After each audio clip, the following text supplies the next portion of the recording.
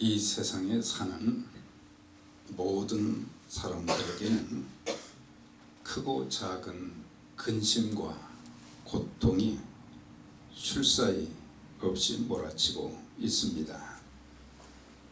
어떤 분들은 질병으로 인해서 고통을 겪기도 하고, 또 어떤 분들은 물질로 인해서 겪는 고통도 있으며, 또 어떤 분들은 자녀들로 인해서 또 많이 마음 아파하고 힘들어하는 그런 분들도 계시고, 또 어떤 분들은 인간관계의 갈등으로 인해서 겪는 힘든 문제들이 있기도 하고, 그 외에 크고 작은 많은 근심과 고통들이 우리 자신, 우리 가정, 우리의 공동체를 힘들게 할 때도 있습니다. 근데 이런 모든 것들은 우리가 하나님 앞에 엎드려서 기도하는 가운데 하나님이 모든 것들을 합력해서 선을 이루어 주시는 귀한 역사가 있기 때문에 낙심하거나 또 근심하고 걱정할 이유는 아닌 것입니다. 그런데 오늘 본문을 보니까 바울에게는 앞에서 설명한 이런 종류의 근심과 고통이 아닌 다른 사람들을 위한 그런 고통이 있었습니다. 그것은 바로 영혼 구원을 위한 고통, 나라를 위한 고통이었습니다. 자신에게 계속되는 육체적인 고통, 물질의 고통, 유대인들의 회방과 비난, 굶주림과 헐벗음 등 많은 고통이 있었지만, 바울은 그런 고통에 대해서 전혀 원망하거나 또 다른 사람들에게 많이 내색하거나 그렇게 하지 않았습니다. 그에게 가장 큰 근심과 고통은 바로 자기의 동족들이 예수 그리스도를 거부하고 대적하고 받아들이지 않는 그것이 주 고통이었습니다. 오늘 말씀에도 보면 내가 그리스도 안에서 참말을 하고 거짓말을 하지 아니하노라. 이건 그만큼 진심이었다고 하는 거죠. 그리고 하나님이 내 증인이시다. 내가 얼마나 이 백성들을 사랑하는지, 얼마나 예수를 알지 못하고 믿지 못하고 하나님의 진노와 심판을 받아서 지옥에 들어갈 그들을 내가 정말 사랑해서 그들이 주님 앞으로 돌아오고 영생의 복을 누리고 영원한 삶을 누리는 그런 사람들이 되기를 소원하는, 그래서 큰 근심이 있는 것과 우리와는 차원이 다르잖아요. 우리는 현재 살고 있는 우리의 삶에 대한 고통이지만은 그는 영혼의 그 구원을 위한 그치지 않는 고통이다. 세상의 근심 걱정은 이렇게 한때고 또 언젠가는 해결될 때가 많은데, 여기서 보면 마음에 그치지 않은 고통이 있는 것을 그러면서 구체적으로 말씀하죠. 나의 형제 골육의 친척을 위하여. 그러니까 크게 보면 이스라엘 민족이지만 작게 보면 자기의 가족들, 이웃들, 친척들, 그런 사람들이 예수를 믿지 않음으로 인해서 하나님의 진노와 심판을 받아 지옥 가는 것을 저주라고 그렇게 표현했어요. 그러면서 내 자신이 저주를 받아서 그리스도에게서 끊어질지라도 원하는 바로다. 우리의 골육의 친척들이 예수 믿고 구원받을 수 있다면 내가 저주를 받아도 괜찮다. 10장 1절에 그게 나왔죠. 형제들아, 내 마음에 원하는 바와 같이 하나님께 구하는 바는 이스라엘을 위함이니 곧 그들로 구원을 받게 함이니라. 그래서 로마서 9장과 10장과 11장은 이스라엘 민족의 구원에 대해서 사도 바울이 이렇게 쭉 설명을 하면서 어떻게 하든지 골육의 친척들 이스라엘 민족이 하나님의 선택은 받았지만 예수 그리스도를 거부하고 그들의 삶이 하나님의 진노와 심판이 되지 않기를 바라고 그러면서 자신이 저주를 받는다. 여기서 이 저주는 천벌을 받아도 괜찮다 그랬어요. 물론 그렇다고 해서 예수 그리스도를 믿는 바울에게 뭐 이런 저주 또 지옥 가고 그런 것은 아니죠. 그만큼 골육의 친척들을 위한 그들이 구원받기를 간절히 바라는 그런 귀한 마음이 있었다는 것을 말씀해 주고 있어요. 이런 마음을 아무나 가질 수 있는 것은 아닙니다. 이스라엘 민족이 자기와 같은 동족들이 끊임없이 자신을 핍박하고 저주하며 죽이려고 했던 그런 사람들인데 나하고 좋은 관계가 있고 나를 아껴주고 나와 좋은 인간관계를 가지는 그런 사람들을 위해서 우리가 기도하고 또 그들이 구원받기를 바라는 것은 그래도 이해가 되지만은 자기를 향해서 끊임없이 욕하고 비난하고 또한 핍박을 하고 죽이려고 하는 그런 사람들을 이제 위해서 기도하고 그들이 하나님 앞으로 돌아오기를 바라는 그런 마음은 바로 하나님이 주신 마음이요 하나님께서 그에게 주신 사랑인 것을 우리가 알 수가 있어요. 그래서 우리가 기도할 때마다 또 우리는 다른 사람들 우리의 믿지 않는 자녀들이나 또 믿지 않는 이웃들이나 그들을 보면서 우리가 하나님의 사랑이 내 마음에 이렇게 늘 가득 차도록 위해서 기도할 필요가 있다고 하는 거죠. 하나님의 사랑이 없이는 복음을 전하는 전도는 이거는 될 수가 없는 거예요. 사도행전 14장 19절에 보면 유대인들이 바울에게 어떻게 했는가 거기 보면 안디옥과 이고니온에서 와서 무리를 동원하여 돌로 바울을 쳐서 죽은 줄 알고 성 밖으로 끌어냈다 그랬어요. 그러니까 그 지역에 있는 사람들이 그를 핍박했다면 또 모르겠는데 원정 핍박을 했다는 거예요. 여기저기서 사람들을 동원해 가지고 그 사람들이 이제 와가지고 바울을 말이죠 돌로 쳐서 그래서 죽은 자와 같이 되어서 바울의 몸뚱이를 성 밖으로 내던져 버렸다. 이 정도 되면 원수지간 아닙니까? 이건 원수예요. 저주해야 됩니다. 그런데 바울은 그런 사람들을 저주하지 않고 어떤 때는 너무너무 힘들어서 이제는 내가 먼지를 털어버려야 되겠다. 다시는 이곳에 와서 전도하지 않아야 되겠다. 다시는 이스라엘 민족을 이제 위해서 내가 기도하지 않아야 되겠다.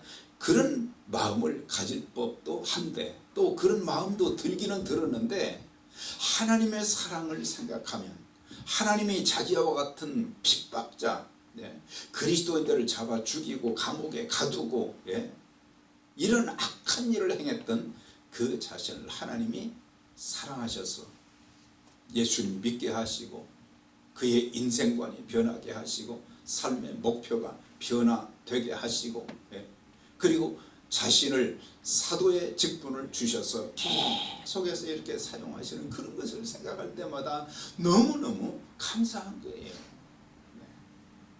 우리가 이런 하나님이 나를 얼마나 사랑하셨는가, 나에게 얼마나 많은 은혜를 주셨는가, 나에게 얼마나 큰 축복을 주셨는가, 나 같은 사람들에게 나 같은 사람에게 이 귀한 직분을 주어서 하나님의 일을 감당할 수 있게 하신 그것을 너무너무 절실하게 깨닫고 감사하면서 그래서 결국에 그는 동족을 위해서 기도하고 복음 전하는 것 때문에 감옥에 갇히기도 하고 나중에 순교하게 되는 것을 보게 됩니다. 출애굽기 32장에 보면 모세가 시내산에서 이제 이스라엘 백성들을 이끌고 애굽에서 와가지고 거기에서 이제 진을 치고 거의 1년 가까이 거기서 지냈는데 그가 시내산에 올라가서 금식하면서 40일 동안을 금식하면서 기도하는 그때에 산 아래에서는 엄청난 일이 벌어지고 있었어요. 그들이 모세는 우리를 이끌어낸 모세는 어떻게 되는지 알지 못하는데 아론에게 애굽에서 우리를 이끌어낸 그런 신을 만들어 달라고 아론에게 요청을 했고 아론은 또 그것을 받아들여 가지고 애굽에서 가지고 나온 금붙이를 가져오라고 그랬어요. 그러니까 그들이 금붙이를 가져오니까 그걸 가지고 이제 우상을 만들었어요. 금송아지를 만들었어요. 이것이 애굽에서 우리를 인도한 신이다. 먹고 마시고 춤추고 난리가 났어요. 그래서 결국에 그것 때문에 하나님이 진노하셔서 우상 숭배하는 사람들 3,000명이 죽임을 당하게 되었는데 하나님이 이제 말씀하시는 거예요. 내가 이 백성을 다 진멸하고 너와 내 후손을 창대케 해서 약속의 땅에 들어가겠다. 그렇게 말씀을 하실 때에 모세가 이런 기도를 했습니다. 하나님, 합의하시면 이제 그들의 죄를 용서해 주세요. 그렇지 않사오면 원컨대 주의 기록하신 책에서 내 이름을 지워버려 주세요. 우상 숭배하더니 잘 되었다 그렇게 말하지 아니하고 하나님 이 백성들의 죄를 사하소서. 모세는 주전 1500년경의 사람이잖아요. 그런데 나중에 예수님이 구약의 예언 따라 선지자들의 예언 따라 이 땅에 오셔서 마지막 십자가를 지시고 운명하시기 직전에 자기를 핍박하는 사람들, 자기를 십자가에 못 박은 사람들을 위해서 기도한 것이 바로 모세의 기도와 비슷한 거예요. 저들이 알지 못해서 그렇습니다. 저들의 죄를 사하여 주옵소서. 세상 사람과 하나님의 사람과의 차이가 바로 여기에 있다는 것을 가르쳐 주고 있어요. 우리는 하나님의 크신 사랑을 받았는데 나와 함께하는 사람들이 심판받고 영원한 지옥불에 들어간다고 하면 그것이 얼마나 고통이겠어요. 에스더서 3장과 4장의 말씀을 보면 바사나라의 하만이라는 총리가 이스라엘 백성들을 다 죽이려고 했어요. 이제 하루만 며칠만 지나면 다 죽임을 당하는 그런 상황에 있을 때에 그때 당시 왕후가 누구냐면 에스더였어요. 그런데 그의 삼촌 모르드게가 자기 조카 왕후인 에스더에게 이런 말을 합니다. 너는 왕궁에 있으니 모든 유다인 중에 홀로 목숨을 건지리라 생각하지 말라. 이때 내가 잠잠하여 말이 없으면 유대인은 다른 데로 말미암아 노임을 받게 될 것이거니와 너와 내 아비 집은 멸망하리라. 내가 왕후의 위를 얻은 것이 이때를 위함이 아닌지 누가 알겠느냐. 여기서 뭐래요? 공동체 의식을 심어주었어요. 왕후니까 안전하단 말이죠. 그러니까 너 홀로 유대인들은 다 죽고 내 동족들은 다 죽고 너만 목숨을 건지려고 그렇게 생각하지 말라.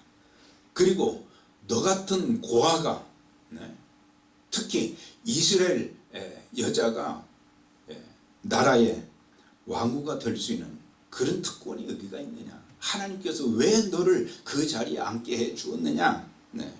그것은 바로 이때를 위함이 아닌지 누가 아느냐. 바로 이때를 위해서 이 어려운 그런 상황 속에 너를 쓰시기 위해서 왕후의 자리를 주었다. 그 말을 듣고 충격에 빠졌잖아요. 근데 왕이 나를 부를 때에 왕후도 나가야 되는데 왕이 나를 부르지 않았는데도 나가면 이거는 왕후도 죽게 되는 아주 강력한 그 왕의 통치가 있었던 것을 볼 수가 있어요. 나만 구원받으면 된다는 어리석은 생각을 하지 말라고 하는 것입니다. 나만 구원받고 다른 사람은 지옥에 가도 상관없다는 어리석은 모습이 우리에게 있어서는 안 된다는 것을 가르쳐 주고 있어요. 내 자신이 저주를 받아 그리스도에게서 끊어질지라도 나는 원하는 바로다. 바울은 내 동족이 어찌하면 예수를 믿어 구원받을까 하는 그 고통이 그에게 늘 있었다고 하는 것입니다. 심지어 저주를 받아서 내가 천벌을 받아도 괜찮으니 하나님 우리의 동족들 골육의 친척들 다 예수 믿고 구원받게 해주세요. 하나님의 마음이 하나님의 사랑이 그 속에 가득 차 있는 것을 보게 돼요. 우리가 세상을 살면서 우리에게 하나님의 사랑이 점점 식어져 가는 그런 시대를 살고 있어요. 병든 영혼, 잃어버린 영혼을 보면서 우리는 아무렇지 않을 때가 참 많습니다.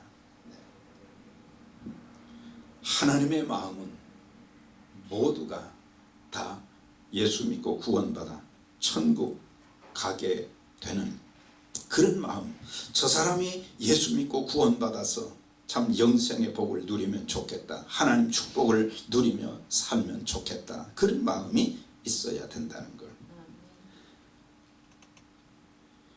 그러니까는 바울은 사람들이 물질로 인해서 고통받고 또 여러 가지 삶 속에 질병으로 고통받고 그런 정도의 차원을 떠나서 영과 육이 함께 저주를 받아서 지옥에 떨어지는 그런 무서운 멸망의 자리에 들어가지 않기를 간절히 소원하고 바라는 그런 마음이 있었던 것을 알 수가 있어요.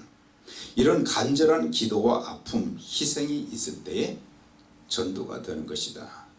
다른 말로 표현하면 이런 간절한 기도, 영혼에 대한 간절한 기도가 없고 그들이 받을 형벌을 생각하면서 아픔이 없고 내가 그들을 위해서 그들이 구원받도록 하기 위해서 희생하는 것이 없이는 절대 우리는 다른 사람을 주님께로 인도할 수 없다.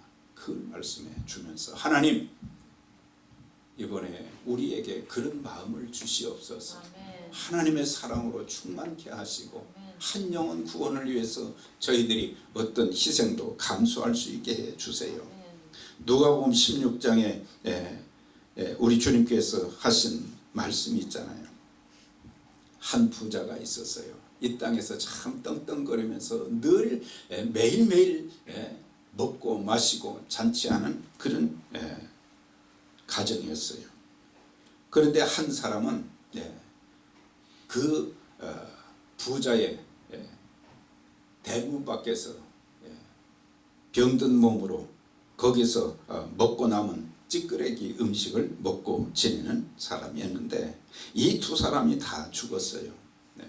그런데 한 사람은 아브라함의 품에 안겼고 한 사람은 지옥불에 들어가서 고통을 겪고 있었어요. 그런데 그 부자가 그렇게 말합니다. 아브라함에게 요청을 합니다. 아버지 아브라함이요, 제가 지금 있는 곳이 너무 고통스럽습니다. 나를 불쌍히 여기사 나사로를 보내서 그 손가락에 물 한 번만 찍어서 내 혀에 대면 내 혀가 서늘하겠습니다. 그 상황을 우리가 짐작해 볼 수 있잖아요. 우리가 지금 지옥에 들어가고 있는 건 아니지만 얼마나 고통스러우면 물 한 그릇만 마실 수 있도록, 그게 아니라 손가락 끝에 물 한 번만 찍어서 내 혀에 대면 내 혀가 서늘하겠습니다. 끊어지지 않는 중단되지 않은 그런 고통이 있었다는 것을 말해주고 있어요. 아브라함이 그에게 말합니다. 너희와 우리 사이에는 큰 구렁이 있어서 오고 갈 수가 없다. 오고 갈 수가 없다. 그러니까 한 번 거기에 떨어지면 다시는 빠져나올 수 없는 곳이 지옥이고, 세상에서 질병은 한계가 있지만 지옥에서의 그 고통은 한계, 끝이 없다고 하는 거예요. 끝이 없다고 하는 거예요. 두 번째 요청합니다. 그러면 그거 안 된다고 하면 이것은 좀 들어주세요. 지금 아브라함의 품에 있는 나사로를 우리 집에 보내주십시오. 우리 집에는 형제 5명이 있습니다. 그 형제들에게 전도를 해서 나와 같은 곳에 오지 않게 해주세요. 그런 부탁을 합니다. 그랬더니 아브라함이 나사로를 보낸 것이 아니에요. 지금 세상에는 선지자들이 많지 않느냐. 그들이 이제 가서 복음을 전하고 말씀을 전하고 그럴 것이니까 굳이 나사로까지 보낼 필요는 없다. 첫째 요청도 둘째 요청도 허락되지 않았어요. 우리가 이것을 보면서 한 영혼의 구원이 그만큼 중요하다고 하는 것을 가르쳐주고 있어요. 계시록 20장 12절에 보면은 내가 보니 죽은 자들이 큰 자나 작은 자나 그 보좌 앞에 섰는데 책들이 펴있고 다른 책이 펴졌으니 곧 생명책이라.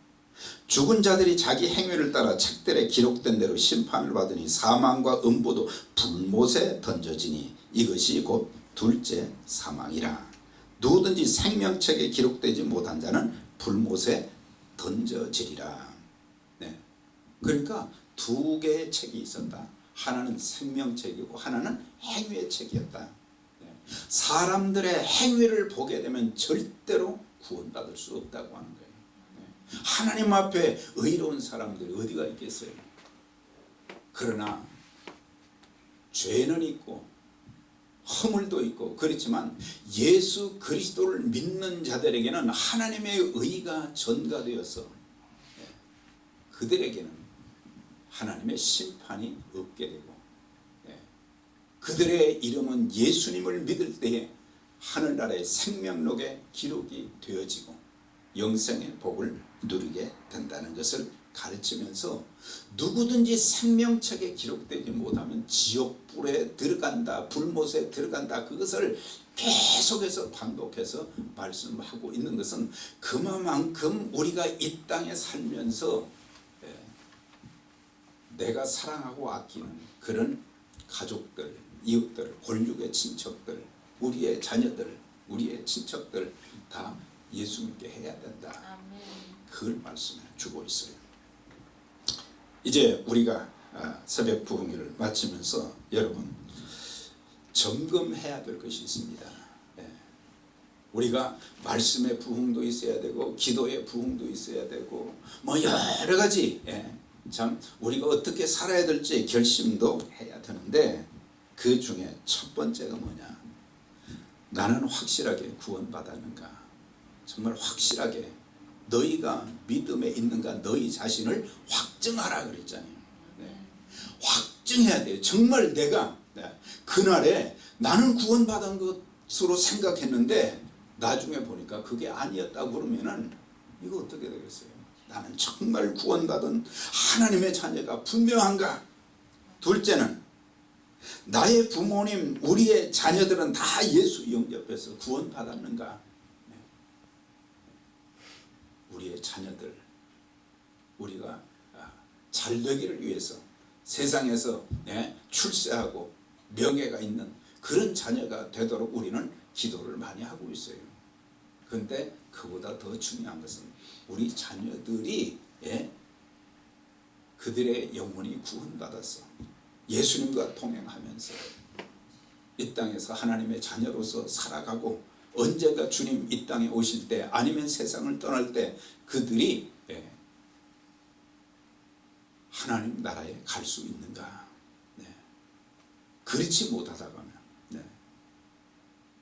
그래서 우리는 굿바이가 되면 안 되는 거예요. 굿바이가 되면 네.